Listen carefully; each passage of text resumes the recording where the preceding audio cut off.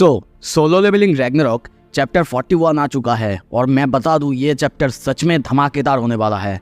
और ऐसे ही solo leveling Ragnarok को सबसे पहले और डिटेल में देखने के लिए मेरे इस चैनल को सब्सक्राइब करो और लाइक करना मत भूलो और अपना ओपिनियन कमेंट में ज़रूर बताओ। मैं हर किसी का कमेंट लाइक और रिप्लाई ज़रूर करूँगा। एपिसोड के शुरू में हमें पास्ट के सीन दिखाया जाता है। हम सुहो की आवाज़ सुनते हैं। वो कहता है, मैं आपकी तरह एक डिटेक्टिव बनूंगा डैडी। हम देखते हैं पास्ट में सुहो जब छोटा था तब जिनबू और चाहयेन उसे घुमाने ले गए थे और तब वो कहता है, अब सच में कमाल हो, क्या मैं भी आपकी तरह एक डिटेक्टिव बन सकता हूँ डैड, या फिर मॉम की तरह एक फील्ड एथलीट।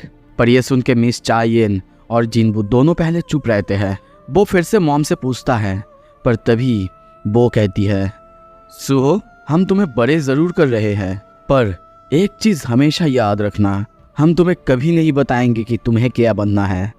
ये तुम खुद डिसाइड करोगे तुम्हें क्या बनना है, तुम्हारे क्या सपने हैं। पर वो कहता है, पर मुझे तो आप दोनों की तरह बनना है, आप दोनों सच में बहुत कूल हो। ये सुनते ही वो कहती है, ओह अगर ऐसी बात है तो ऐसा ही सही, पर मैं होप करती हूँ कि तुम पहले खुद से पूछोगे कि सच में तुम वही चाहते हो कि नहीं।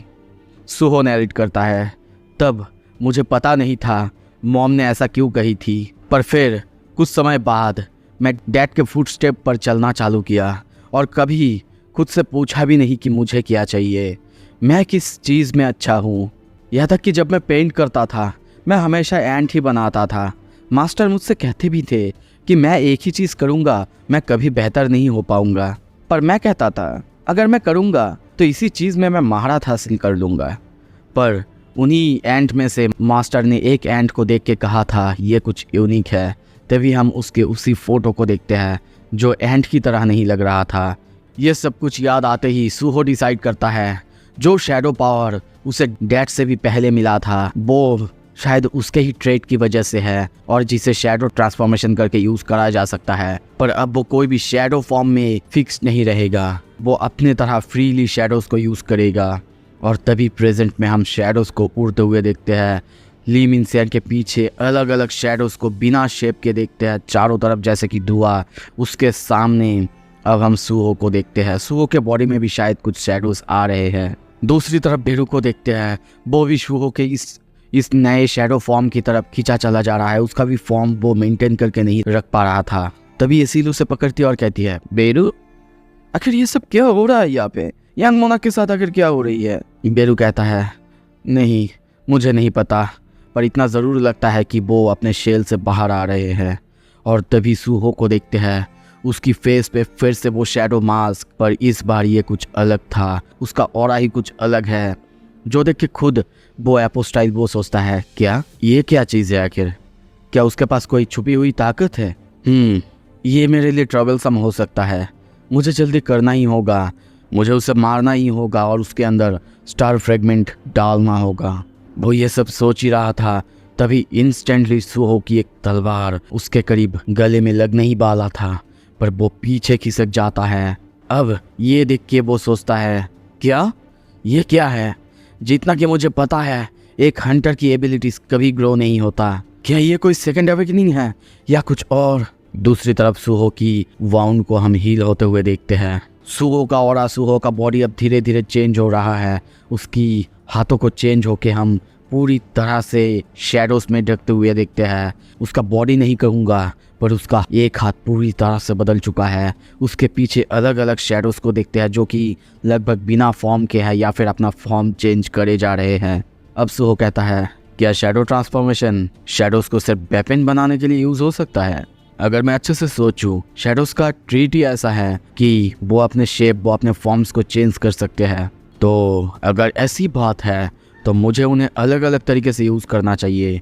और तभी हम देखते हैं वो एक ड्रैगन जैसा कुछ अपीयर कराता है जो कि सीधा जाके एपोस्टाइल को खाने वाला था। पर वो एपोस्टाइल उस ड्रैगन या फिर काकासा वेनम उसको अपने तलवार से स्लैश करता है। पर तभी पीछे से एक और जाइंट निकल आता है जो कि उसके पीछे से आके हमला करता है। पर थोड़ी ही देर में वो भी चौंकता है क्योंकि हम देखते हैं उसके हमले को भी उस एपोस्टाइल ने रोक दिया था और कहता है, मैंने तुमसे ऑलरेडी कहा था ना, चाहे तुम्हारे पास कितने भी सोल्जर्स हो पर कुछ भी मेरे आगे काम नहीं आएगा। और तभी वो एक स्लैश में उस शैडो को भी डिसअपीयर करा देता है। पर तभी सामने जब देखता है चौंकता है, क्योंकि हम सारे शैडोज को अब सुहो के आसपास अपीयर होते देखते हैं। सुहो का ऑरा जैसे चेंज हो चुका है, उसके हाथ में सारे शैडोज इकट्ठा होने लगते हैं। उसके हाथ हम देखते हैं ब्लू से रेड हो रहा है। और तभी हम देखते हैं पीछे से एसिल चेंज हो चुकी है। नोटिस आता है बॉन्ड स्किल, मतलब उसके हाथ में जो पावर आ रहा था ये एसिल से ही आ रहा था। और आई होप कि यहाँ पे वो शैडोज का भी यूज़ कर रहा है, इसीलिए वो वैसा लग रहा था। और तभी सुहो अपनी जगह से बहुत तेज़ी से उसकी तरफ जाता है और उस पर हमला करने वाला ही था।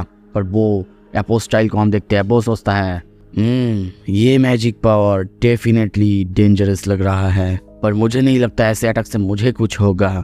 और तभी वो सुहो के ऊपर अलग अलग तरीके से स्लैश करता है, जिससे हम देखते हैं सुहो का खून निकल आता है। उसकी हालत भी बहुत ज़्यादा ख़राब हो जाता है। ये देख के वो हंसता है और कहता है, जैसा कि मैंने कहा था ये मुझे हरा नहीं सकता। सुहो लगभग बेहोश होने ही वाला था, पर तभी वो फिर से आँख खोलता है। उसकी आंखों में हम उसकी गुस्से को, ताकत को देखते हैं। वो कहता है, वाओ, तो शैडो ट्रांसफॉर्मेशन को ऐसे भी यूज करा जा सकता है। तभी वो अपोस्टाइल उस पर हमला करता, पर उसके पीछे हम और एक अजीब तरह के शैडो को देखते हैं। वो कुछ करता उससे पहले ही एक खतरनाक पंच उसके फेस पे आके लगता है, जिससे वो बहुत बहुत दूर उड़ जाता है और एक चट्टान पे जाके लगता है। वो चट्टान भी टूट जाता है। अब सुहो ने जब उसके ऊपर हिट किया था, हम देखते हैं असली अपोस्टाइल जो कि ली मिनसियांग की बॉडी पर कब्जा किए हुए है।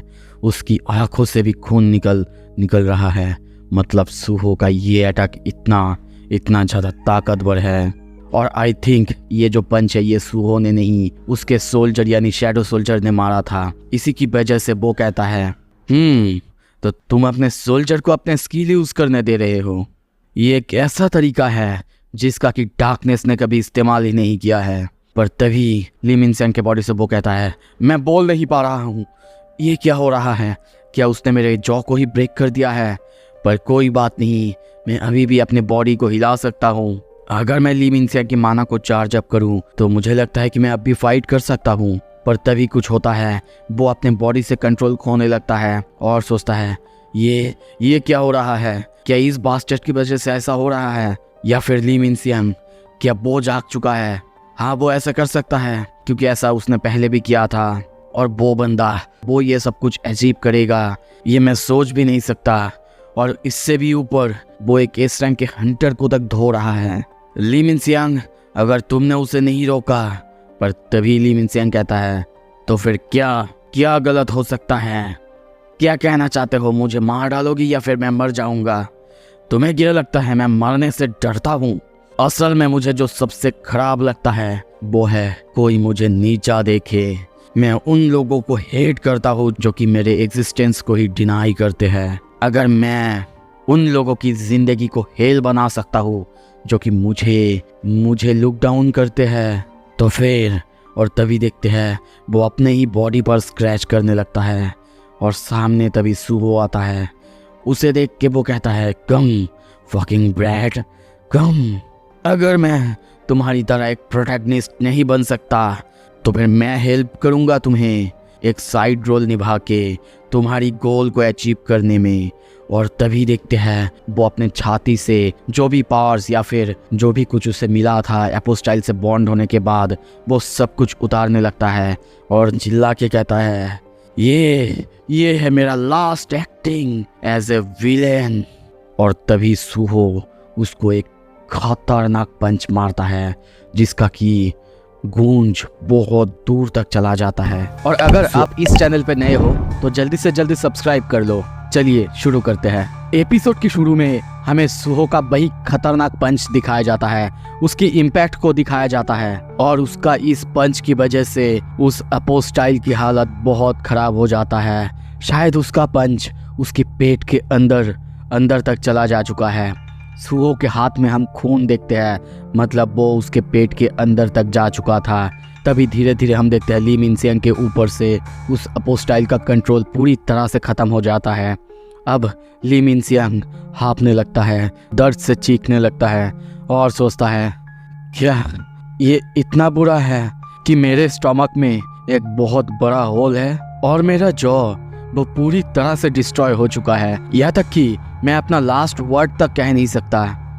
जब वो एलियन मेरे सामने अपीयर हुआ था तब मुझे लगा था कि मुझे एक मौका मिल चुका है इस फक्ड अप दुनिया को बदलने का। उसके बहुत सारा खून गिरते हुए देखते हैं। वो सोचता है जब से वो कैटाक्लिज्म हुआ है तब से मेरी ज़िंदगी पूरी तरह से बर्बाद हो चुका है। डैम इट, अब मेरे अंतिम समय में ये बंदा मेरे सामने क्यों आ रहा है। वो हाथ सामने करता है और कहता है अब से मुझे कभी भी लुक डाउन मत करना। मैं हूँ सुपरस्टार ली मिनसियांग। उसकी हालत हम बहुत ख़राब देखते हैं, उसका जॉ पूरी तरह से टूट चुका है। तभी वो सामने देखता है, सूहो को देख के सोचता है पर ये किड ये मेरी तरफ ऐसे सिंपैथी से क्यों देख रहा है। सूहो को हम बहुत घबराए हुए या फिर चौंके हुए देखते हैं। तभी वहाँ पे नोटिस आता है तुम्हें एक्सपी मिल चुका है, तुमने लेवल अप कर लिया है, अर्जेंट क्वेस्ट कंप्लीट हो चुका है। अब देखते हैं सूहो के सामने ली मिनसियांग पड़ा हुआ है, उसके पेट या फिर छाती पे एक बहुत बड़ा सा होल। सूहो वहीं पे बैठ जाता है। दूसरी तरफ बेरू, एसिल, ग्रे सब बहुत खुश है। बेरू कहता भी है आपने कर दिया यंग मोनाक, आपने एपोस्टाइल को हरा दिया। पर सूहो को हम खुश नहीं देखते और वो कहता है वो जिसने कि स्माइल किया था अपने अंतिम समय पे शायद वो ली मिनसियांग था, ना कि तारिम। हाँ, हमारे बीच इतना ज़्यादा बात तो नहीं हुआ पर मुझे लगा कि वो एक ऐसा बंदा है जो अपनी डिज़ायर्स पूरे करने के लिए पूरी तरह से पागल था। ये सब सुन के बेरू चौंकता है और सोचता है ये पहली बार है जब यंग मोनाक किसी अपने जैसों को मार रहे हैं। क्या वो शौक में है? तभी सूहो कहता है तुम लोगों को पता है ली मिनसियांग को मुझे शुक्रिया कहना चाहिए क्योंकि उसके वजह से मैंने एक चीज़ महसूस की है। जब से मैं प्लेयर बना हूँ तब से मेरे लाइफ का सिर्फ एक ही गोल है, माँ को ढूंढना और ऐसा कोई बनना जो कि पापा की मदद कर सके। अब जब मैं सोचता हूँ मेरे अपने कोई भी गोल नहीं है और शायद यही वजह थी जिसके वजह से ली मिनसियांग ने मुझसे कहा था कि मैं कोई ऐसा हूँ जो कि खुद नहीं जानता कि वो क्या चाहता है। अब मुझे पता नहीं क्यों सडनली याद आ रहा है कैसे मैंने फादर के साथ फाइट की थी उस ट्यूटोरियल में। तब मैं जीतने के लिए पागल था, पूरी तरह से पागल, और इसी वजह से शायद मैं पूरी तरह से फ्रस्ट्रेटेड था। और पता है इन्हीं सब की वजह से एक वक्त तो ऐसा आया था जब लगने लगा था कि पापा के पास मैं कभी पहुंच ही नहीं सकता, वो बहुत दूर बहुत ताकतवर है। पर अब तो लगता है मुझे ये कहना ही होगा। तुम लोगों को क्या लगता है? एक अच्छा एस्पिरेशन होना अच्छी बात है ना? पर अब ये मुझे कहना ही होगा। जब मैं स्ट्रॉन्ग बन जाऊंगा मैं अपने आसपास के सबसे ज़्यादा स्ट्रॉन्गेस्ट बनना चाहता हूँ। मैं उस इतारिम एपोस्टाइल को सरपास करूँगा, द मोनाक्स, यहाँ तक कि पापा को भी। और अब ये मैंने डिसाइड कर लिया, मैं यही बनूँगा। ये सुनते ही जैसे कि बेरू, एसिल सब आपको पता है कैसा मुंह बनाने वाले हैं क्योंकि शैडो मोनाक जिस लेवल पे है उसको भी सरपास करना चाहता है अब सूहो। और इसी वजह से बेरू कहता है हाँ, आपकी इस बात पे मुझे विश्वास तो नहीं है, वैसे भी ये इम्पॉसिबल है, फिर भी मैं आपको हमेशा चीयर करूँगा। एसिल कहती है मुझे लगता है ये बहुत मुश्किल है उतना ज़्यादा स्ट्रॉन्ग बनना, फिर भी। सूहो कहता है थैंक्स मेरे मूड को ऐसे स्पॉइल करने के लिए गाइस। और वो सोचता है वेल उनके लिए ये सोचना ये नेचुरल है। चलो अब रिवॉर्ड्स देखते हैं और एक एक करके हम देखते हैं उसे बहुत सारा रिवॉर्ड्स मिला है। जैसे कि तभी नोटिस आता है द प्लेयर वो रिक्वायर्ड लेवल तक पहुंच चुका है, उसे एडवांसमेंट क्वेस्ट मिला है। क्या वो ये एक्सेप्ट करेगा? ये देख के वो सोचता है क्या एडवांसमेंट क्वेस्ट, ये चीज़ आखिर क्या है? आई गेस लेवल 40 आने की वजह से ये हुआ है। उसके लेवल को हम देखते हैं 40 पहुँच चुका है, ताकत भी काफ़ी बढ़ चुका है। और तभी कहता है I can finally get A class now. पर तभी कुछ अजीब होता है। हम देखते हैं सूहो को कोई दूर से देख रहा था और ये कोई और नहीं बल्कि वही एपोस्टाइल जो कि दूर से उसे देख रहा था, अपने पंखों की मदद से वो उड़ रहा था। और सोचता है मुझे शायद अपने गार्ड डाउन नहीं करना चाहिए था। हाँ, वैसे भी किसने सोचा था ब्लैक मास्क के पास इतना ज़्यादा पोटेंशियल होगा। वैसे भी उसे अब मुझे अपना बनाना ही होगा। और जब मैं अपना फ्रेगमेंट्स गैदर कर रहा था तब मुझे अपना एक स्पेशल ताकत मिला था, the scale of equivalent exchange. ये एक ऐसा एबिलिटी है जो कि मुझे अलाउ करता है मैं किसी ऐसे चीज़ को बदल सकता हूँ जो कि मेरे पास जो बिलोंग करता है उसके इक्विवेलेंट हो। तभी दूसरी तरफ हम कुछ हंटर्स को देखते हैं, वहाँ पे तभी कुछ अजीब होता है। वो नरेट करता है, मैं अब एक्सचेंज करूँगा लाइफ फोर्स को मेरे जितने भी बिलीवर्स हैं यहाँ पे माना के बदले। सबका माना हम देखते हैं बाहर आने लगता है। सारे हंटर्स, आई डोंट नो कि अभी क्या हो रहा है इनके साथ। आई थिंक कि मर रहे हैं या फिर ये लोग मिस्ट बन जाएंगे। उन सब की ताकत एक साथ एपोस्टाइल के अंदर आने लगता है और तभी वो अपना हाथ आगे करता है। उसकी हाथों के चारों तरफ हम कुछ और बाहर निकलते हुए देखते हैं। वहीं पे हम उसी स्टोन को देखते हैं। वो तभी बिल्कुल सोई जोंग जैसा फायर एरो करता है और एम करता है सुहो के पास। दूसरी तरफ बेरू को देखते हैं। वो कहता है, यंग मोनार्क, मैं लेमिनसियान की बॉडी से या फिर उसकी मेमोरी से सर्च करने की कोशिश करूंगा इतारिम के बारे में। वो कहता है, बिल्कुल, मैं तुम पे पूरी तरह से भरोसा कर रहा हूँ बेरू। पर तभी वो और कुछ सोचता। उसके पीछे हम देखते हैं वो पत्थर या फिर वो एरो आके घुस जाता है। उसकी बॉडी पूरी तरह से चीर जाता है, खून चारों तरफ बाहर निकल जाता है। ग्रे, सिल, बेरू सब पूरी तरह से चौंकते हैं। सुहो पीछे देखता और सोचता है, क्या एक अटैक पीछे से? पीछे हम देखते हैं उसी एपोस्टाइल को। वो हंसता है।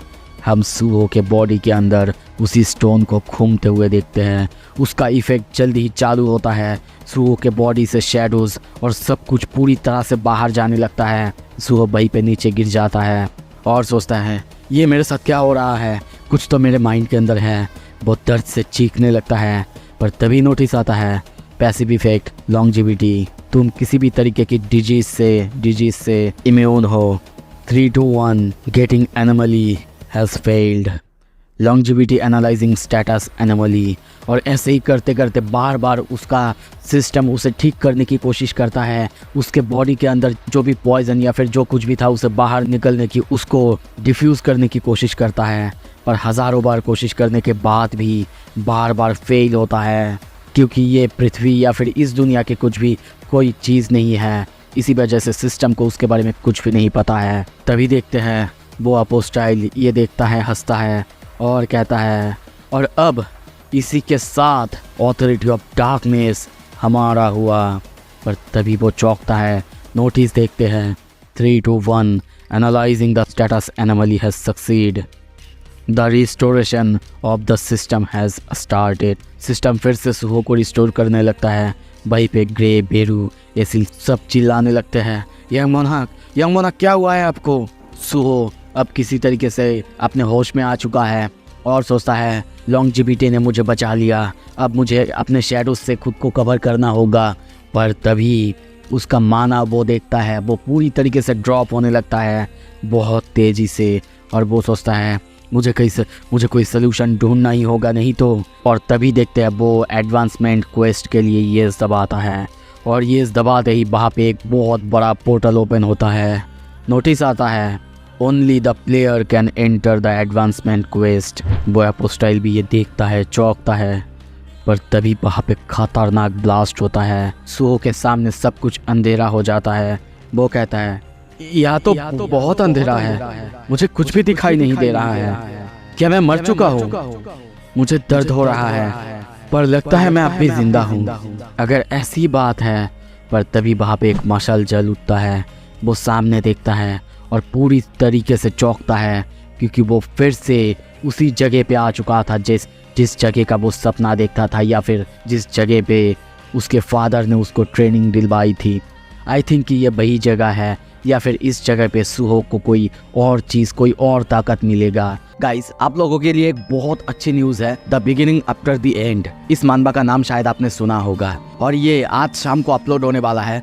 मैं आपसे बस इतना चाहता हूँ कि आप लोग बस इसे जाके एक बार सपोर्ट करो। अगर अपलोड हो चुका है तो मैं उसका लिंक डिस्क्रिप्शन और कमेंट बॉक्स में दे दूंगा, आप जाके देखना प्लीज। एपिसोड के शुरू में हम उसी जगह में देखते हैं वो अपोस्टाइल धीरे धीरे नीचे आता है। उसके सामने ली मिनसियांग की बॉडी पड़ी हुई है। वो उसे देख के सोचता है, मैं यहाँ पे किसी भी तरह का मैजिक पावर डिटेक्ट नहीं कर पा रहा हूँ। मुझे विश्वास नहीं हो रहा है। एक गेट सडनली ओपन हुआ और उसके अंदर वो ब्लैक मास्क और उसके टीम समा गए।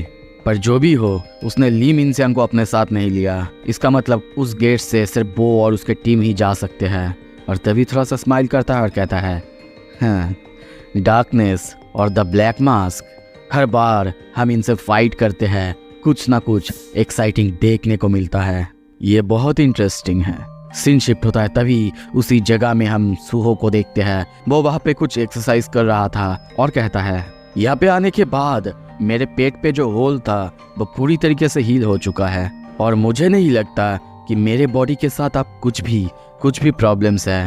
पर अगर कुछ होते तो पर तभी उसके पास नोटिस आता है, the heir of the monarchs can not participate in the advancement quest. यहाँ तक कि तुम अपने शैडो कीज का भी इस्तेमाल नहीं कर सकते। सूहो देखता है और कहता है, क्या मैं अपने बॉन्ड स्किल यहाँ तक कि की जो कि शैडो डेंजन को ओपन करता है उसका भी इस्तेमाल नहीं कर सकता? और ये जगह तो वैसी ही है जिस जगह पे मैं ट्रेनिंग करा करता था। वो डेंजन जिसको कि फादर ने मेरे लिए बनाया था। वो अपने पास्ट के बाद सोचता है जब स्कूल से उसे यहाँ पे ट्रांसफ़र किया गया था। पर तभी वो आसपास देखता है और कहता है, पर पिछली बार की तरह यहाँ पे कोई नाइट्स या फिर कुछ भी नहीं है जिसे मार के मैं लेवल अप कर सकता हूँ। यहाँ तक कि अब मुझे कोई वेपन्स भी नहीं दिया गया है। इसका क्या मतलब है? और क्या ऐसा ही होना था जब मेरे पास वॉल्कन का हॉर्न भी नहीं है? मैं अब क्या करूँ, पता नहीं क्यों, पर यहाँ पे मेरे पास अब कोई भी क्वेस्ट डिटेल्स नहीं आ रहे हैं।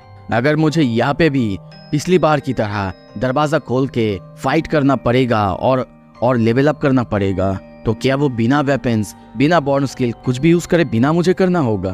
क्या ये प्लेस हमेशा ही ऐसा था? इतने सारे पासवेज और कुछ सिमिलर तो है, पर फिर भी ऐसा है जैसे कि कुछ अलग भी है। यहाँ तक कि अलग अलग जगह से अलग अलग नॉइजेस भी आ रहे हैं। पर तभी वो चौंकता है, उसके सामने एक दरवाज़ा अपीयर होता है। उसे कुछ भी समझ नहीं आता, पर तभी वो दरवाज़ा खोलते हुए सोचता है, चलो देखते हैं इस दरवाजे के पीछे आखिर कौन है। और कहता है, जब ये एडवांसमेंट क्वेस्ट ख़त्म हो जाएगा क्या तब मैं पिछली बार की तरह ताकतवर बन सकता हूँ? वैसे तो मेरा पिछले बार का सबसे पहला ओपोनेंट था द नाइट। तभी दरवाज़ा खोल के अंदर आता है, पर सामने कुछ नहीं था। सब कुछ डार्क और धुंधला था। पर वो सामने किसी को देखता है, पर अच्छे से देखते ही वो पूरी तरीके से चौंकता है, क्योंकि उसके सामने हम उसके ही पिछले वर्जन के सूहो को देखते हैं, यानी पावरफुल सूहो। वो सूहो उसे देखते ही आगे आता है। सूहो कहता है, क्या ये तो मैं हूँ? क्या इस बार मुझे अपने आप से फाइट करना होगा? मैं तब तो बहुत ताकतवर था, इतना ताकतवर कि मैंने पेरू को हरा दिया था, वो भी उसके फुल पोटेंशियल पर मैं इससे कैसे फिर लड़ सकता हूँ? मैं कभी नहीं हरा पाऊंगा इसे। वो ये सब सोच ही रहा था, तभी उस सूहो को हम देखते हैं, वो अपना पावर अप करता है। उसके पावर से ही वो डेंजन, वो जगह पूरी तरह से टूटने लगता है। सब कुछ हवा में उड़ने लगता है और तभी वो बहुत ही तेजी से सूहो के पास दौड़ने लगता है। सूहो कुछ समझता उससे पहले ही लाइटनिंग स्पीड से वो सूहो को आके एक पंच मारता और हम देखते हैं एक ही बार में सूहो पूरी तरह से ब्लास्ट हो जाता है। उसका खून पूरी तरह से वहाँ पे बिखर जाता है। उसके कोई भी पार्ट्स वहाँ पे हम नहीं देखते। मतलब सोचो ये सूहो कितना ताकतवर हो सकता है। तभी हमें वही मशाल दिखाया जाता है, 3 मशाल, उसमें से एक मशाल की रोशनी वहीं पे बुझ जाते हैं। सूहो फिर से रिस्पॉन होता है और वो डरा हुआ है और सोचता है, क्या ये जगह, क्या मैं फिर से मर के जिंदा हुआ? आखिर बॉस रूम के अंदर मैंने अपने आप को क्यों देखा? क्या यही है एडवांसमेंट क्वेस्ट? मुझे अपने आप को ही हराना होगा। पर क्या ये पॉसिबल भी हो सकता है? मैं अपने आप को कैसे हरा सकता हूँ? वो मैं जो कि सबसे ज़्यादा ताकतवर था, वो मैं जिसने सबको हरा दिया था। वो डर रहा है, पर तभी सोचता है, नहीं, मुझे बोला गया था सिस्टम मेरी मदद करने के लिए है। अगर ऐसा ही है तो फिर सिस्टम जो भी करेगा उसका कोई रीज़न होगा, तो फिर यहाँ पे कोई रास्ता ज़रूर होना चाहिए। और तभी वो सोचता है कि उसका बॉस रूम का डेंजन यानी सूहो, पावरफुल सूहो का जो रूम था बहुत दूर या फिर बहुत सारे पासवर्ड से गुजर के होता है। ये समझने के बाद वो कहता है आई एम सर्टेन कि यहाँ पे और कोई रूम होगा और कोई बॉस का दरवाज़ा होगा। और वो जाने लगता है ढूंढने के लिए। कुछ देर ढूंढने के बाद ही उसके सामने और एक बॉस रूम का दरवाज़ा आता है। वो अंदर जाता पर उससे पहले फिर सोचता है रुको, इसके अंदर आखिर क्या होगा। ओके चलो ज़्यादा कुछ सोचते नहीं, पहले खोल के देखते तो हैं। जो भी आएगा आई थिंक कि मैं उससे फाइट कर पाऊँगा। तभी वो दरवाज़ा खोलता है। खुलते ही हम देखते हैं उसके सामने रूम के अंदर बहुत सारे खिलौने। और जब वो देखता है हम वहाँ पे छोटे सूहो को देखते हैं, यानी एकदम छोटे सूहो को। फिर वो भी उसे गुस्से में देखता है। उसे देखते ही सूहो डर जाता है और सोचता है क्या ये तो मैं हूँ, यंग, बहुत यंग यानी बच्चा। आखिर यहाँ पे क्या चल रहा है ये सब? क्या मुझे अब अपने आप से जो कि एकदम बच्चा है उससे फाइट करना होगा? क्या ये सही भी होगा? नहीं। पर तभी उसके सामने सारे खिलौने हवा में उड़ने लगते हैं। वो कुछ भी समझता उससे पहले उसे समझ आ जाता है कि वो अब मूव नहीं कर पा रहा है। क्या ये ऑथोरिटी है? पर इतना छोटा सूहो कैसे ऑथोरिटी यूज़ कर सकता है? पर तभी वो डरते हुए उसकी तरफ देखता है। छोटे सूहो को हम उड़ते हुए देखते हैं और वो एक ही बार में एक स्नैप करता है। वहीं पे सूहो का सर यानी हमारा सूहो का सर घूम जाता है और वहीं पे धीरे धीरे वो फिर से मर जाता है। और अब 3 मशाल में से सिर्फ एक मशाल बचा हुआ है।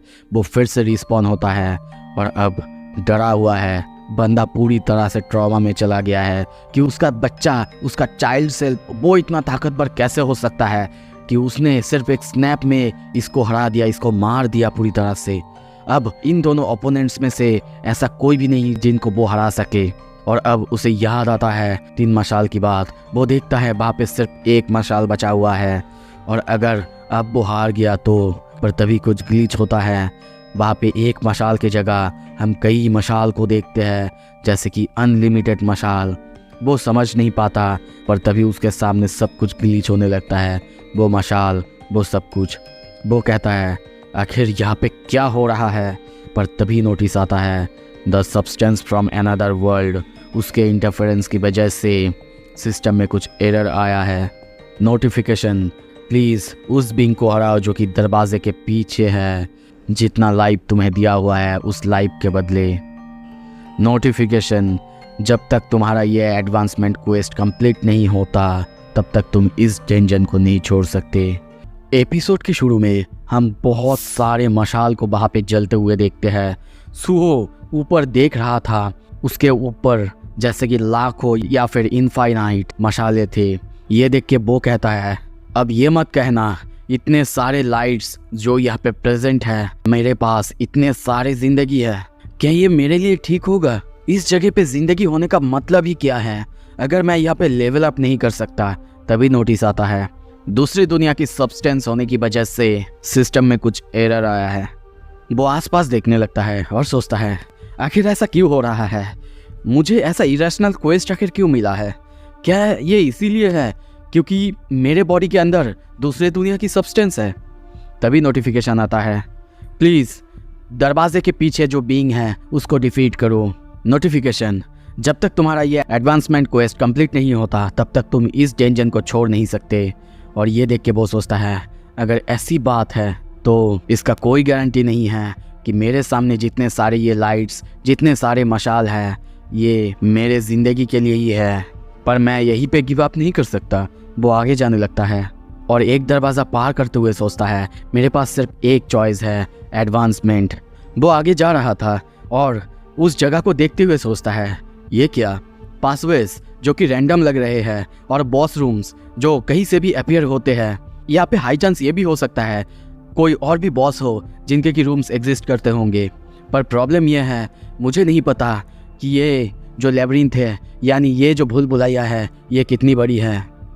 तभी वो सामने जाता है, उसके सामने अंधेरा था, उसे कोई प्रेजेंस महसूस होता है, अंधेरे से कुछ निकलता है और तभी वो देखता है एक सॉफ्ट टॉय। और तभी वहाँ पे बहुत सारे खिलौनों के साथ सूहो यानी छोटा सूहो था जो कि ऊपर उड़ रहा था। वो सूहो को देखते ही चिल्लाता है, सूहो उसे देखते ही डर जाता है, पर वो भागता और कुछ करता उससे पहले ही हम देखते हैं छोटे सूहो का खिलौना यानी वही छोटा ड्रैगन वो बहुत तेज़ी से उसके पैर को अलग करते हुए निकल जाता है। सूहो वहीं पे गिर जाता है। उसके सामने वही टॉय था जिसमें खून लगा हुआ था। वो सोचता है क्या ऐसा कैसे हो सकता है, सिर्फ एक टॉय से मेरा पैर कैसे ऐसे पूरी तरह से ब्लास्ट हो सकता है। नहीं, क्या रूलर्स ऑथोरिटी, क्या वो इतनी ताकतवर हो सकता है कि किसी भी चीज़ को इतनी स्पीड से फेंक सके? मैं कैसे इस मिशन को फिर पूरा करूँगा? नहीं, ऐसा नहीं हो सकता। तभी उसके पीछे से कोई आता है और हम वहाँ पे देखते हैं वही सूहो यानी ताकतवर सूहो। वो दोनों एक दूसरे को देखते हैं, वो डर जाता है और तभी देखते हैं वो सूहो बहुत खतरनाक तरीके से अपना पंच उसे मारता है जिसकी वजह से वो वहीं पे मर जाता है। फिर से जिंदा होने के बाद वो बस सर पकड़ लेता है और सोचता है कैसे कैसे ऐसा हो सकता है, मैं उनको कैसे हरा सकता हूँ, और बॉस ऐसे ही आसपास ऐसे रोम नहीं कर सकते, ये इतना डिफिकल्ट कैसे हो सकता है? क्या डैड को भी ऐसा करना पड़ा था बिल्कुल मेरी तरह? हाउएवर अब तक मैं जिंदा हूँ, इसका मतलब है जितने सारे मशाल्स हैं मेरे पास उतने ही जिंदगियाँ बचे हुए हैं। अगर ऐसी ही बात है तो फिर मैं उनको हराऊंगा नहीं और मुझे उनसे फाइट करने की भी ज़रूरत नहीं है। मैं बस उन्हें चैलेंज करता रहूँगा और हर बार एक नई रूम को ढूंढता रहूँगा। और तभी देखते हैं एक एक करके वो हर सूहो के सामने आता है, उनसे लड़ने लगता है। लड़ता क्या, उनके सामने जाते ही मर जाता है। जैसे कि पावरफुल सूहो उसे एक ही पंच में ब्लास्ट कर देता है, उसका पूरा शरीर ब्लास्ट हो जाता है। और छोटा सूहो वो उसके हाथ पैरों को तोड़ने लगता है, फोड़ने लगता है। हर बार वो दोनों उसे मारते और वो जिंदा होता और वो ये सब देख के सोचने लगता है मेरे पास नियरली अनलिमिटेड लाइफ्स है, मैं क्या ही कर सकता हूँ बस इनको चैलेंज करने के बिना। और ऐसा करते हुए मैं डेफिनेटली कोई और बॉस रूम को ढूंढ लूँगा और ऐसे ही हम उसे हज़ारों लाखों बार मरते हुए देखते हैं। पर फिर बहुत बार मार खाने के बाद और मरने के बाद वो सोचता है पर मैं फिर क्या करूँ, अगर यहाँ पे कोई और बॉस रूम एग्जिस्ट ही ना करा तो, अगर सिस्टम एरर की वजह से कुछ भी और ना आया मेरे सामने तो। और तभी वो बैठ जाता है एक जगह और सोचता है इनफाइनाइट लाइव्स, आखिर इनफाइनाइट ज़िंदगी होने का मतलब क्या है मेरे सामने? अगर मेरे सामने ऐसे एनिमीज़ है जिन्हें मैं हरा नहीं सकता चाहे कुछ भी हो जाए, ऐसा एनवायरनमेंट है जहाँ पे मैं लेवल अप नहीं कर सकता, क्या ये प्योर हेल नहीं है? और तभी उसे अपनी ही कही हुई बात याद आता है जो उसने एसिल बेरू और ग्रे के सामने कहा था कि वो स्ट्रॉन्गेस्ट बन के रहेगा। ऑलराइट, अब जो मैंने कहा था वो करके रहूँगा और अब से मैं इस भूल भुलैया के अंदर जहाँ पे भी मरूंगा वहाँ पे कुछ ड्रॉ करके रहूँगा। चाहे कुछ भी हो जाए मुझे कुछ तो करना होगा ना, और मुझसे जो हो पाएगा मैं करूँगा। तभी देखते हैं वो ड्रॉ करना चालू करता है और दूसरी तरफ हमें न्यूज़ सुनाया जाता है द हंटर एसोसिएशन ने स्टारडस्ट को यूज़ करना पूरी तरीके से बैन कर दिया है, क्योंकि पहले तो कहा जाता था कि इसके इस्तेमाल का कोई भी साइड इफ़ेक्ट नहीं है, पर जितने सारे हंटर्स ने भी इसे लिया था उनको चेक करने के बाद ये पता चला है कि स्टारडस्ट लेने के बाद से उनका मेमोरी लॉस हुआ है।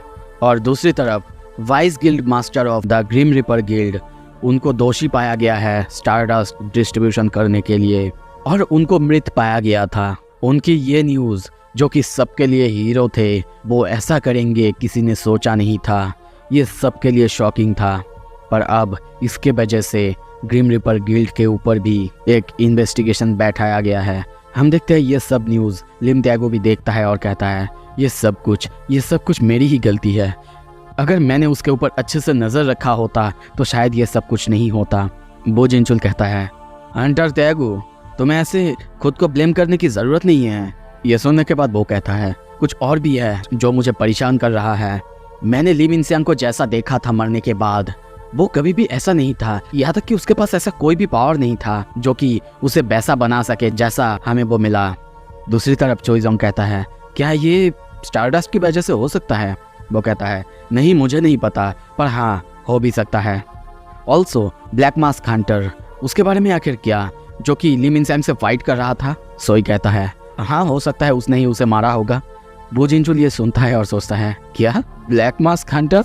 और तभी सोई जोंग कहता है हाँ तुम्हारी ये बात सुनकर मुझे याद आया, वैसे हमारे पार्टी में एक माइनर ने ज्वाइन किया था जो कि अभी मिसिंग है। उसका नाम था संग सुहो। वो एक डी रैंक हंटर है, पर अब जो सिचुएशन चल रहा है क्या ऐसा हो सकता है वो कोई फ्रॉडस्टर हो जिसने कि गलत रजिस्टर करवाया होगा। तभी देखते हैं दूसरी तरफ से आवाज आता है क्या मैं उसकी पिक्चर देख सकता हूँ। उसी अपोस्टाइल को देखते हैं। सोई कहता है हाँ बिल्कुल तुम भी इसमें इन्वॉल्व थे हंटर पार्क डोजिन। और तभी देखते हैं वो पिक्चर देखता है। दूसरी तरफ बो जिनचुल सोचता है बहुत ज़्यादा चांस है कि सुहो ही ब्लैक मास्क हंटर है, पर वो मिसिंग कैसे हो सकता है। हंटर संग जिनबू आखिर बता सकते हो सुहो के साथ क्या हो रहा है। आई होप वो सही होगा। दूसरी तरफ उसकी पिक्चर देख के हम देखते हैं वो अपोस्टाइल वो स्माइल करने लगता है। सीन शिफ्ट होता है। दूसरी तरफ हम सुहो को देखते हैं, वो कई बार मर चुका है और हम धीरे धीरे उस जगह में उसके उसी खून से बनाया हुआ ड्राइंग को देखते हैं जो कि पूरी तरह से एक भूल भुलैया है। और अब ऊपर से हम देखते हैं एपिसोड के शुरू में हम अमोद को देखते हैं। वो कहता है ओए मक्खी यंग मोनाक तुम्हारे ऐसे बार बार घूमने से उड़ने से वापस नहीं आएगा, नीचे आ जाओ और शांत हो जाओ। हम वहीं पे सबको देखते हैं। बेरू रोए जा रहा है और वहीं पे सर्कल होके घूमे जा रहा है और कहता है तुम सच में कोल्ड ब्लडेड हो रेप्टाइल। हम लोगों को अब तक ये भी नहीं पता कि वो है कहाँ पे और तुम कहते हो मुझे शांत होना चाहिए। यंग मोनाक मुझे आपके बारे में बहुत चिंता हो रहा है, मैं सो भी नहीं पा रहा हूँ यंग मोनाक। वो रोए जा रहा है। आमूद कहता है मुझे समझ नहीं आ रहा है बेरू ऐसा आखिर क्यों कर रहा है। तभी वहीं पे एसिल कहती है हाँ मैं समझ सकती हूँ बेरू ऐसा क्यों कर रहा होगा। 2 हफ्ते हो चुके हैं यंग मोनाक के उस गेट से अंदर जाने के बाद। ये सुन के वो कहता है आई गेस तुम भी उसके बारे में चिंता कर रही हो। वो कहती है क्या तुम कुछ ज़्यादा ही कोल्ड ब्लडेड नहीं हो रहे हो क्या हम लोग एक ही टीम के नहीं हैं। ये सुन के वो कहता है क्या तुम श्योर हो ना, तुम लोग यंग मोनाक को जानते हो। हाँ मुझे पता है तुम लोग चिंता क्यों कर रहे हो, पर फिर भी वो अगर ऐसा कोई है या फिर ऐसा कोई जो कि ग्रेट शैडो मोनाक जैसा बनना चाहता है या फिर तुम उसे उनसे कंपेयर करते हो। हालांकि मैं उनसे कभी मिला नहीं, फिर भी जितना मैं समझ सकता हूँ उतना कि तुम लोगों को उसके बारे में अभी चिंता करने की ज़रूरत नहीं। जितना मैं जानता हूँ उसका खून भी बहा, उसके सारे हड्डियाँ भी टूटे, फिर भी वो नहीं रुकेगा, अपने आप को पुश करता रहेगा। जितना मैं उसे समझ पाया हूँ कि वो कभी भी गिव अप नहीं करेगा। नो मैटर उसके सामने क्या और कौन आ जाए, मुझे पूरी तरह से विश्वास है कि वो वापस ज़रूर आएगा। ये सुन के बेरू कहता है रेप्टाइल। एसिल हंसती है और कहती है तुम सही हो, हमें उस पर विश्वास करना चाहिए। तभी सीन शिफ्ट होता है। हम सुहो को देखते हैं। वो एक खतरनाक पंच सामने यानी पावरफुल सुहो को मारने के लिए जाता, पर वो एक ही बार में उसे फिर से मार देता है, उसका बॉडी ब्लास्ट हो जाता है। दूसरी तरफ वो तभी दूसरे सुहो को भी मारने की कोशिश करता है और वो भी एक ही बार में उसे पूरी तरह से ब्लास्ट कर देता है।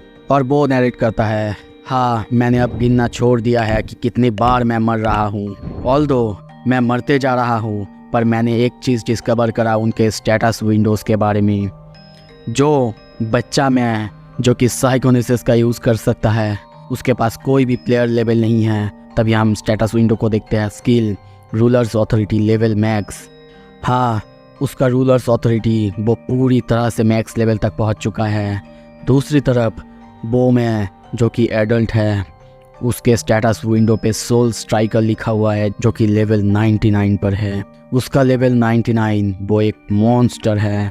और ये सब सोचने के बाद तभी वो फिर से उठता है और दौड़ने लगता है उस तरफ और नरेट करता है इतनी बार मरने के बाद जैसे कि डर मेरे अंदर से गायब हो चुका है।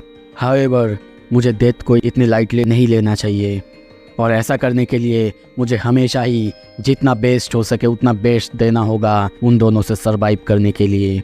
हाँ मैं इतना फील कर पा रहा हूँ कि मैं थोड़ा सा ताकतवर होते जा रहा हूँ जितनी बार मैं उनसे फ़ाइट कर रहा हूँ और उनसे फ़ाइट करने के बाद मर रहा हूँ। और तभी वो मरते जा रहा है और वही खून से वहाँ पे निशान बनाते जाता है। और अब देखते हैं एक जगह वहाँ पे खाली था। वो देख के वो कहता है इस पूरे एरिया के अंदर सिर्फ यही जो जगह है यहाँ पे मैं अब तक नहीं गया। अगर यहाँ पे कोई डोर नहीं हुआ तो इसका मतलब उन्हें हराने के सिवाय मेरे पास और कोई रास्ता नहीं होगा। या फिर सोचूं तो हर बार वो लोग मुझसे थोड़े से जल्दी मिल रहे हैं या फिर मैं उनसे थोड़े से जल्दी मिल रहा हूँ। वो सामने जाने लगता है और तभी सामने उड़ते हुए सूहो या फिर बच्चा सूहो आता है और हंसते हुए वो कहता है, देखो वो फिर से मेरे सामने आ गया। ऐसा लगता है कि वो मुझे उस जगह जाने से रोक रहा है या फिर रोकने की कोशिश कर रहा है। और तभी वो दौड़ता है। उसके ऊपर हम सूहो को उड़ते हुए देखते हैं, पर बहुत तेज़ी से वो जाते हुए सोचता है, रूलर्स अथॉरिटी वो एक इनविजिबल हाथ की तरह है और अगर मैं भी रूलर्स अथॉरिटी का इस्तेमाल करूँ तो। और तभी वो भी अपना रूलर्स अथॉरिटी एक्टिवेट करता है। दूसरी तरफ वो सूहो अब ऑब्जेक्ट फेंकना चालू करता है, पर हमारा सूहो बहुत तेज़ी से ऊपर जंप करता है और उसके ऊपर से उसे पास करते हुए निकल जाता है और अब सामने दौड़ने लगता है। दौड़ते हुए सोचता है, बस सामने ही वो जगह जिसमें मैं अब तक नहीं गया, प्लीज़ बस पहुंच जाऊं। और तभी तेज़ी से दौड़ते हुए आता है और सामने एक दरवाजे को देखता है। देखते ही सोचता है, मिल गया एक और दरवाज़ा। अब मैं कंफर्म हो चुका हूँ इस दरवाजे के पीछे इन दोनों के अलावा भी कोई और होगा। पर तभी उसे कुछ महसूस होता है और वो सोचता है, डैम इट, नहीं अब वो आ चुका है। और तभी देखते हैं तेज़ी से उसके पीछे से पावरफुल एडल्ट सूहो आ रहा था। वो उस दरवाजे के पास पहुंच चुका है और उसे खोलने की कोशिश कर रहा है और सोचता है, उसके आने से पहले किसी भी तरह मुझे इस दरवाजे को खोलना ही होगा, चाहे कुछ भी हो जाए। तभी उसके पीछे हम तेज़ी से उस सूहो यानी सोल स्ट्राइकर को आते हुए देखते हैं।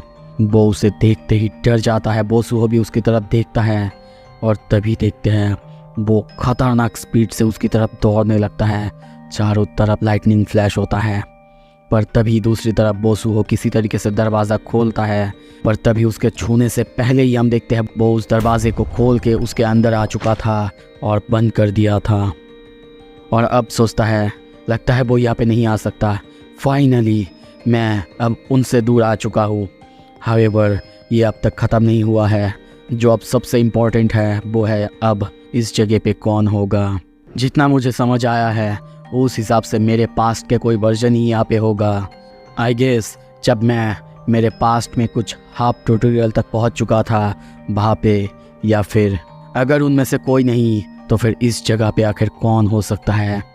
तभी उसके पीछे हम और एक सूहो को आते हुए देखते हैं। उसके हाथ में 2 तलवार, एक रेड और एक ब्लैक। वो पीछे देखता है और तभी हम उस सूहो को देखते हैं। इस सूहो को हमने पहले कभी भी ना सोलो लेवलिंग में और ना इस दुनिया में देखा था। क्या आप में से कोई बता सकता है कि इसके हाथ में ये जो 2 तलवार है ये किन को सिंबलाइज करता है या फिर किन के वजह से है, और ये सूहो आखिर कितना ताकतवर हो सकता है? अगले एपिसोड में ही हमको देखने को मिलेगा। तो फिर अगर आप मिस नहीं करना चाहते जल्दी से जल्दी सब्सक्राइब कर लो। एपिसोड के शुरू में हम दोनों सूहो को आमने सामने देखते हैं। वो सूहो अपना पावर बढ़ाता है, पर हमारा सूहो वो उसे देख के सोचता है, इस बार मेरे सामने ये जो सूहो है इसके हाथ में 2 तलवार है।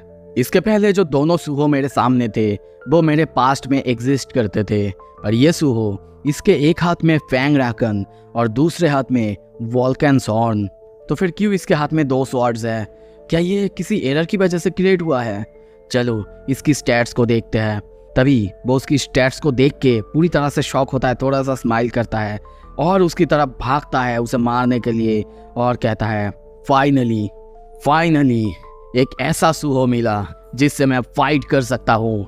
वो उसके ऊपर जाके खतरनाक किक मारता है, पर वो सूहो अपने दोनों तलवार की मदद से उसके किक को रोकता है और उसके ऊपर स्लैश करता है, जिसकी वजह से हमारा सूहो वो बहुत दूर जाके एक दीवार पे जाके लगता है और सोचता है, मेरा लेवल और मेरा स्टैट्स दोनों उससे सुपीरियर है। और तभी हमें दोनों का स्टैट दिखाया जाता है। इसका लेवल है 32, स्ट्रेंथ 75 और स्टेमिना 41। हमारा सूहो कहता है, स्पेशली स्ट्रेंथ के मामले में मैं इससे बहुत सुपीरियर हूँ। और तभी हमारे सूहो का स्टेटस विंडो दिखाया जाता है। उसका स्ट्रेंथ है 128, स्टेमिना 41 और एजिलिटी 49। मतलब स्ट्रेंथ के मामले में हमारा सुहो बहुत ज़्यादा ताकतवर है। पर तभी कुछ अजीब होता है, दूसरे सुहो के बॉडी के चारों तरफ ऑरा बाहर निकलने लगता है। एक एक करके नोटिस आता है। द स्किल बॉडी एनहांसमेंट वो यूज़ किया गया है। The attack power and defence power वो बहुत ज़्यादा एम्पलीफाई हो चुका है। The skill winds of the grassland वो यूज़ किया गया है। तुम्हारी अटैक स्पीड वो बहुत ज़्यादा इंक्रीज हो चुका है। द स्किल टाइटन्स आर्मर वो यूज़ किया गया है। Your defence power has been enhance. और ऐसे ही एक एक करके बहुत सारा पावर हम दूसरे सुहो के अंदर आते हुए देखते हैं। हमारा सुहो ये देखता है और बहुत ज़्यादा चौंकता है, सोचता है क्या बॉडी एनहांसमेंट, आखिर ये स्किल ये तो अमोत यूज़ करा करता था, पर इसके पास आखिर ये क्यों है और इसके पास इतने सारे बब्स क्यों है। और तभी दूसरा सुहो उसके ऊपर एक के बाद एक हमला करने लगता है, बहुत सारा स्लैश करता है। हमारा सुहो बहुत मुश्किल से उसकी अटैक्स को डॉज कर पा रहा है। फिर से एक नोटिस आता है, the skill strong slash has been used. हमारा सुहो ये देख के बहुत हैरान होता है। वो सोचता है क्या वो यहाँ तक कि स्ट्रॉन्ग स्लैश यूज़ कर पा रहा है, इसका क्या मतलब है। वो भी अपनी डैगर अपेयर कराता है। दोनों एक दूसरे को स्ट्रॉन्ग स्लैश से हमला करते हैं। दोनों का अटैक एक दूसरे से टकराते हैं, जिसकी वजह से उस जगह में सब कुछ लगभग तबाह होने लगता है। हमारा सुहो सोचता है, आई एम ग्लैड, मुझे तो लगा था कि मेरा ये वेपन ये टूट जाएगा। पर तभी उसके चेहरे पे हमें कट देखते हैं। तभी उसके दिमाग में कुछ इमेजेस आते हैं जिसमें वो ब्रोकी को मारता है। ये जब देखता है हमारा सुहो सोचता है क्या ये आखिर किसकी मेमोरीज है। ये मेमोरी तो मेरे नहीं है, जब मैं ब्रोकी को हरा रहा था। फिर से उसके सामने हम दूसरे सुहो को देखते हैं। वो सोचता है ये क्या है, क्या ये कोई मेंटल अटैक है। पर फिर से दूसरा सुहो उसके हाथ में कट करता है। फिर से उसके दिमाग में कुछ इमेजेस आता है, जो देख के वो सोचता है एक और मेमोरी, ये भी मेरा नहीं है। जब वो मुझे हिट कर रहा है, क्या तब मुझे और मेंटल अटैक्स मिल रहे हैं। अब दोनों एक दूसरे से टकराते हैं, अपने फाइट्स अपने अटैक एक दूसरे को मारने लगते हैं। पर तभी दूसरा सुहो कहता है, और ये कहते ही हम देखते हैं वहाँ पे एक शैडो अपेयर होने लगता है, जो कि सीधा के हमारे सुहो के ऊपर हमला करता है। उसके साथ सुहो का खतरनाक फाइट होने लगता है। वो कभी उसे मारता और वो शैडो सोल्जर कभी उसे मारता। पर ये शैडो सोल्जर ये कुछ अलग था। उससे लड़ने में सुहो को बहुत ज़्यादा मुश्किल आ रहा था। तभी उसका नाम दिखाया जाता है कि वे नाइट रैंक। पर ये शैडो कुछ नया है जिसको कि हमने सोलो लेवलिंग या फिर सुहो के पास भी कभी नहीं देखा। अब दूसरा सुहो भी शैडो सोल्जर के साथ एक साथ हमारे सुहो पर हमला करने के लिए जंप करता है। सुहो सोचता है क्या नाइट रैंक, पर वो और कुछ करता। तभी देखते हैं दोनों मिल के उसके ऊपर हमला करते हैं। वो दोनों को किसी तरीके से संभाल रहा था और सोचता है इसका आखिर क्या मतलब है, ऐसे शैडो सोल्जर्स को इस जगह पे समन करना जहाँ पे कुछ भी नहीं हो सकता, इसका क्या मतलब है। क्या वो लेवल 32 में ही अपने शैडोज को स्टोर कर सकता है। जितना मैं उससे फाइट कर रहा हूँ उतना मैं रियलाइज कर रहा हूँ, जो भी मेमोरीज मेरे अंदर आ रहे हैं मैं देख रहा हूँ, वो मेरे अपने नहीं बल्कि इसके मेमोरीज है, जो कि किसी दूसरे ही दुनिया से है। क्योंकि बाहर के बेरू अलग है, बाहर के ग्रे एसील एमूथ सभी अलग है, और मैं जो कि बहुत ही स्मूथली सारे इंसिडेंट को टेक केयर कर पा रहा हूँ। सिस्टम जो कि उसे कुछ अलग ट्रायल दिया था, जो कि अच्छा था, उसके सिचुएशन के लिए फिट था, और वो ताकतवर भी बना उन ट्रायल्स की मदद से। पर मुझे समझ नहीं आ रहा है क्यों, क्या किसी एरर की वजह से वो इस जगह में है या फिर उसे बनाया गया है। तभी देखते हैं उसका वो शैडो यानी कोए वो एक खतरनाक हमला सुहो पर आके करता है। सुहो अपने हाथ से उसे रोकने की कोशिश करता है, पर उसका हमला सुहो के हाथ के आर पार हो जाता है। सुहो सोचता है क्यों आपको हमेशा मुझे ऐसे ट्रायल्स देने होते हैं जो कि मेरे लिए बहुत मुश्किल होते हैं। क्यों मैं ही हमेशा अपने लिमिट्स को पुश करूं। सिर्फ इतना ही नहीं, मेरे लिए कोई ऐसा ट्रायल भी नहीं था जिसे कि पार करना आसान था। और इतना ही नहीं, यहाँ पे मैं 100 बार 1000 बार मरा हूँ, क्योंकि मेरे सामने ऐसे एनिमीज थे जिन्हें कि हराना नामुमकिन है। दोनों सुहो यानी दूसरा सुहो और वो शैडो कुए दोनों मिलके अब हमारे सुहो के ऊपर हमला करे जा रहे हैं। अब सुहो सोचता है इतने बार मरने के बाद, डिसअपेयर होने के बाद मुझे क्या मिला। मुझे लगता है कि सिर्फ बैठे रहने से बिना कुछ करे ये सिचुएशन तो इम्प्रूव नहीं होगा। प्रॉब्लम ये नहीं सिस्टम में एरर है कि नहीं। तभी देखते हैं वो अब दूसरे सूहो को एक के बाद एक पंच मारने लगता है, पर दूसरा सूहो उसके हर एक अटैक को टैकल कर लेता है और उसके ऊपर हमला करने के लिए तैयार होता है। सूहो सोचता है जैसे मैंने सिस्टम को यूज़ किया था वो शुरू से ही गलत था। सिस्टम नहीं जो कि मुझे रईस कर रहा है, बल्कि मुझे इसका इस्तेमाल करना चाहिए। अब से सिस्टम जैसा कहेगा मैं वैसे नहीं चलूँगा, मैं अपना रास्ता खुद निकालूंगा। वो सूहो उसके ऊपर हमला करता है, पर तभी देखते हैं वो उल्टा होता है और उसके ऊपर एक खतरनाक किक मारता है और कहता है क्योंकि मेरा फ्यूचर मैं डिसाइड करूंगा। उसके किक की वजह से हम देखते हैं वो सूहो बहुत दूर खिसक चुका है, पर हमारा सूहो अब रुकता नहीं, तेजी से जाके दूसरे सूहो के पेट पे एक खतरनाक पंच मारता है। ये पंच इतना ज़्यादा खतरनाक था कि सूहो के बॉडी को पास करते हुए पीछे दीवार को भी तोड़ देता है। अब जैसे कि हमारा सूहो पागल हो चुका है, वो बहुत पावरफुल पंच एक के बाद एक उसे मारने लगता है और कुछ ही देर बाद वहाँ पे चारों तरफ जैसे कि ब्लास्ट होने लगता है, आवाज़ें चारों तरफ गूंजने लगता है। कुछ ही देर बाद दूसरे सूहो को हम वहीं पे गिरा हुआ देखते हैं। हमारे सूहो को देखते हैं वो वहीं पे खड़ा हुआ है, मतलब इस फाइट को कम से कम सूहो ने जीत लिया है। एक के बाद एक नोटिस आने लगता है, क्वेस्ट दरवाजे के पीछे जो बीइंग है उसे हराओ। द प्लेयर उसने एडवांसमेंट क्वेस्ट क्लियर कर ली है। तुम्हें एक नया टाइटल दिया जाता है, the one who overcome adversity. ये टाइटल बहुत अच्छा है क्योंकि इसमें जब सूहो का स्टेमिना 1% लॉस्ट होगा तो उसका स्टैट वो 1% करके बढ़ने लगेगा। मतलब सच में बहुत अच्छा है। आई थिंक कि इसका मतलब है पूरा स्टैट से उसका बढ़ जाएगा। अब उस सूहो को हम गायब होते हुए देखते हैं। हमारा सूहो सोचता है फाइनली ये ख़त्म हो चुका है। फिर से नोटिस आने लगता है, तुम्हारे मूवमेंट्स को देखने के बाद तुम्हारे लिए एक सुइटेबल क्लास ढूंढा जा रहा है। तुमने फाइट करना चुना, ना कि बैठे रहना, जबकि तुम्हारे सामने बहुत ताकतवर दुश्मन थे। 100,000 बार मरने के बाद भी तुम्हारा माइंड ब्रेक नहीं हुआ। यहाँ तक कि ऐसी सिचुएशन में रहने के बाद भी तुम्हारी फिजिकल और मेंटल ग्रोथ हुआ है। तुम्हारी क्रिएटिविटी पॉजिटिव सोल्यूशन ढूंढता था ऐसे क्राइसिस में। और इतने सारे नोटिफिकेशन और इतने सब कुछ के बाद वहाँ पे नोटिस आता है, तुमको 3 क्लासेस दिया जाता है, तुम्हें इनमें से किसी एक को चुनना होगा। सूहो के सामने हम 3 रोशनी को देखते हैं जो कि ग्लो हो रहा था। वो देखता है और कहता है 3 क्लासेस। हमें दिखाया जाता है the first class is shadows heir. अगर तुम इस क्लास को चुनते हो तो सिस्टम तुम्हारे लिए गाइड बन जाएगा और तुम एक शैडोज हायर बनोगे। The second class is soul striker. तुम्हारी पास्ट डेटा को देख के तुम्हें ये टाइटल दिया जा सकता है। अगर तुम इस हाइडन क्लास को चुनते हो तो तुम्हारे प्रीवियस स्टैट्स वो रिकवर नहीं होगा और तुम्हारे शैडो स्किल वो डिसअपीयर हो जाएगा। Third class is unknown. ये तुम्हारे लिए रिकमेंड किया जाता है।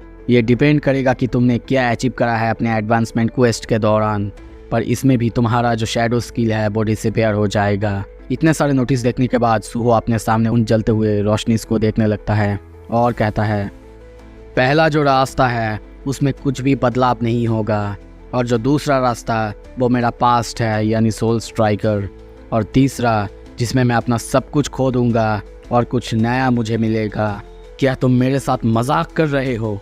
इस जगह पे मुझे हज़ारों बार मरना पड़ा और तुम कहते हो मुझे इनमें से बस एक स्टैट मिलेगा, कोई एक स्किल, कोई एक क्लास। ये मैं नहीं मान सकता। और तभी देखते हैं वो तीनों को इकट्ठा एक साथ करता है और कहता है नहीं, मुझे इनमें से हर वो स्किल चाहिए, हर वो क्लास चाहिए, और एक साथ वो अपने अंदर कर लेता है। तभी देखते हैं वहाँ पे ग्लो होता है, चारों तरफ बहुत खतरनाक एक ब्लास्ट होता है। नोटिस आता है तुमने अपना एडवांसमेंट कंप्लीट कर लिया है, तुम्हारा क्लास है। एपिसोड के शुरू में हम बेरू को देखते हैं, वो रो रहा था और कहता है यंग मोनाक। एसिल बेरू को पकड़ी हुई है और कहती है 3 हफ्ते हो चुके हैं, अब तक हमें यंग मोनाक के बारे में कुछ भी पता नहीं चला। बेरू अमूद को कहता है क्रोकोडाइल, यंग मोनाक ठीक होंगे है ना? ये सुन के अमूद कहता है हाँ मैं जानता हूँ वो ताकतवर है, पर मैं इतना ज़्यादा एक्सपेक्ट नहीं कर रहा था। मतलब इतने समय तक उनका पता नहीं चलेगा, इसके बारे में मुझे पता नहीं था। शायद उनके साथ कुछ हो चुका है। पर तभी ग्रे सामने बहुत चौंक के देखता है और उनके सामने अब यंग मोनार्क यानी संग सूहो आ चुका है। वो आते ही कहता है, तुम लोग ठीक हो ना, लॉन्ग टाइम नो सी। हाँ, अब सबके सामने पोर्टल से संग सूहो बाहर आ रहा था। उसे देखते ही सब लोग रो देते हैं, उसके ऊपर टूट पड़ते हैं। दूसरी तरफ शहर में हम देखते हैं उसी बिल्डिंग के अंदर संग सूहो के अंकल यानी जिन्हो को देखते हैं और वहीं पे हम बैठे हुए वो जिनचुल चेयरमैन ऑफ हंटर एसोसिएशन को देखते हैं। जिन्हो कहता है, क्या कोई न्यूज़ है सूहो के बारे में? वो कहता है, आई एम अशेम्ड, पर हंटर एसोसिएशन के पास सूहो के बारे में कोई भी न्यूज़ नहीं है। और वैसे भी हंटर एसोसिएशन के अंदर अब एटमॉस्फेयर ज़्यादा अच्छा नहीं है। बहुत सारे लोगों ने एज्यूम करा है कि उसी ने ली मिनसियांग को मारा है। जिन्हो गुस्से में कहता है, क्या कहा? नहीं, वो ऐसा कभी नहीं कर सकता, वो कभी भी किसी को मार नहीं सकता। वो जिनचुल कहता है, हाँ मुझे भी ऐसा ही लगता है। सूहो प्रोबेबली इतारिम के साथ रिलेटेड होगा जिसके बारे में तुमने मेंशन किया है। यह सुन के जिन्हो थोड़ा सा शांत होता है और कहता है, पिछले दुनिया में मैंने संग जिनबुक को कोई भी मदद नहीं कर पाया था, जो कि अकेला लड़ा था। मैं ऐसा फिर कभी नहीं होने दूंगा, मैं सूहो को अकेला नहीं लड़ने दूंगा। ये सुन के वो जिनचुल वो भी थोड़ा सा सैड होता है। तभी उसके फ़ोन पे एक नोटिस आता है। वो फ़ोन को उठाते हुए कहता है, मुझे एक सेकंड दो।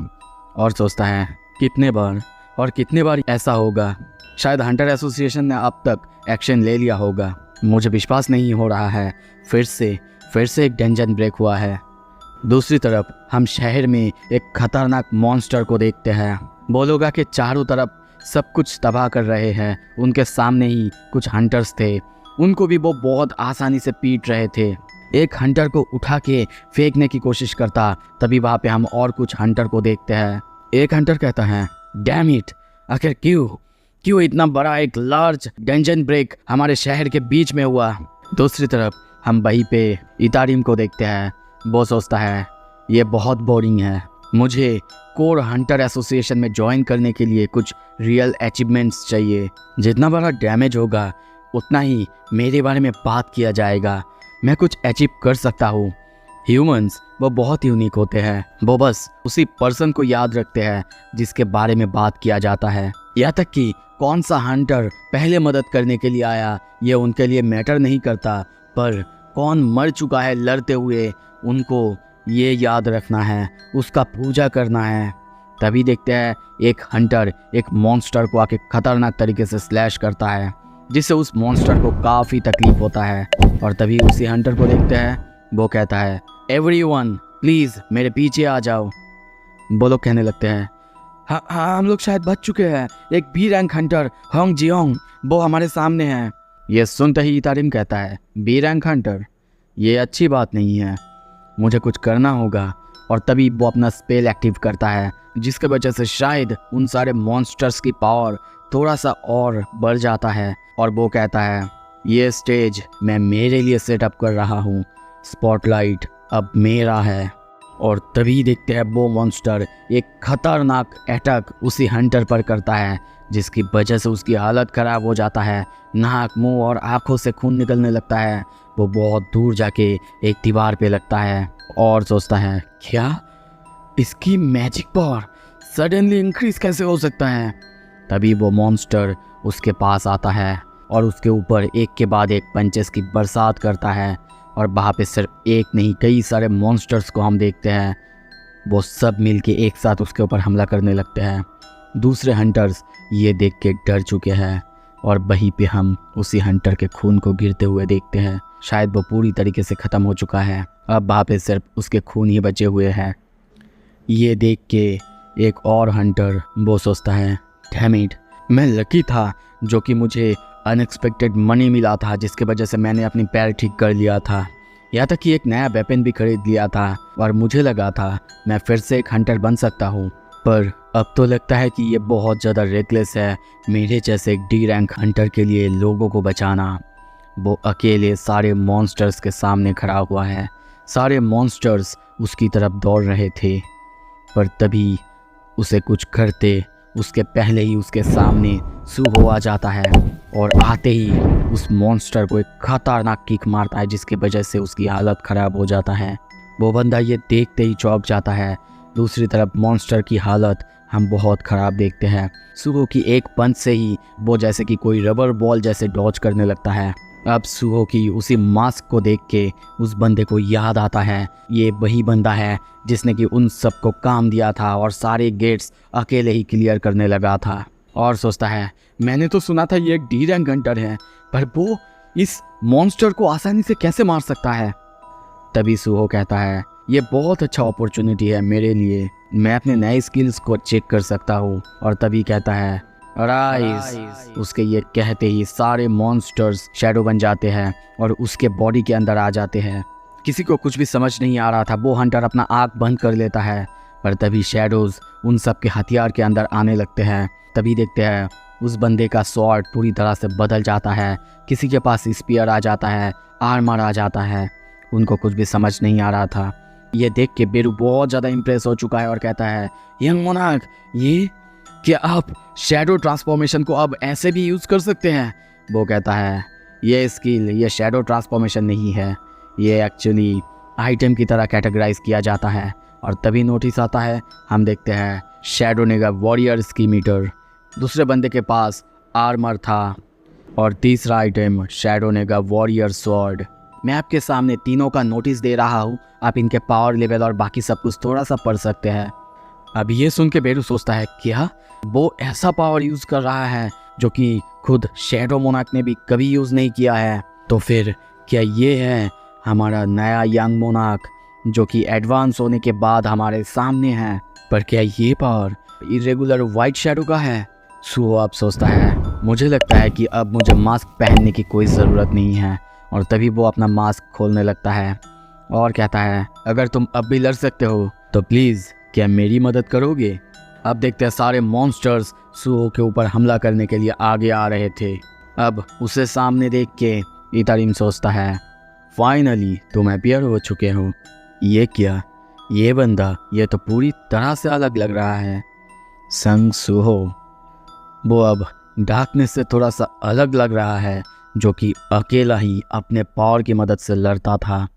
और अब सुहो के साथ हम कई सारे हंटर्स को लड़ने के लिए तैयार होते हुए देखते हैं। तभी सुहो का स्टेटस विंडो दिखाया जाता है।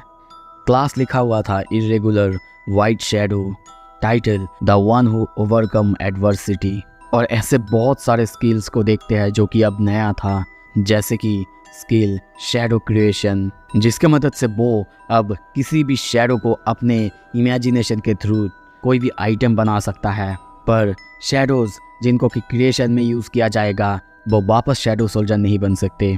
तभी सीन शिफ्ट होता है, हमें इंडिया असुरा गिल्ड दिखाया जाता है।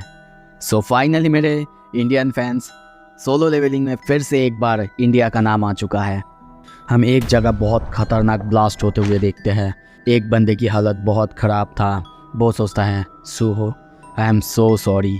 वहाँ पे सिर्फ उसकी नहीं बहुत सारे हंटर्स की हालत बहुत ख़राब था। ये वही बंदा था जिसके साथ सुहो डेजर्ट डेंजर में मिला था।